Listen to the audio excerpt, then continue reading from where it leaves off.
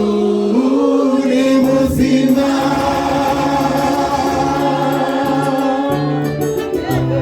Aha, arakoze cyane Bosco, Imana imugisha, ubwoba ntibushire.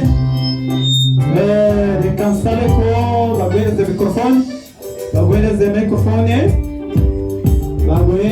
mikrofone. Mu gihe ukiza abavandimwe bacu bemeye gukunda itorero ry'Abadiventiste, mbere na mbere bakunze ikorari n'igitaramo, tubemerera impano y'igitabo cy'intambara ikomeye. Ndagira ngo sobanure batagira ngo ni intambara yo gushotana imigeri cyangwa y'amasasu n'imbunda n'ibipfunsi.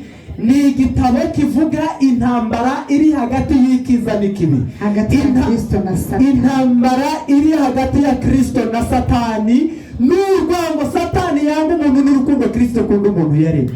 Nayo mateka muzasangamo, ntimuze kwikanga ngo mugire ngo ni yindi. Ngaho mugenzi wanjye, tugiye gutarama gutya. Yego, mbere yo kuvuga uko turi bukurikirane, mbanze mbwire buri korari ko nta mikoro iri burambikwe hasi kugira dushoje. Nibyo icyo mvuze bacyumvise. Yego. Strong power of God, ngo nyibivuga mwe mwegera hino. Hano yo Muhama. Oya, Kanombe. Yes, Kanombe. Yego. Hakurikireho power of God, niyiza kuririmba ikurikiye bano. Ya Muhama. Hakurikireho shining stars.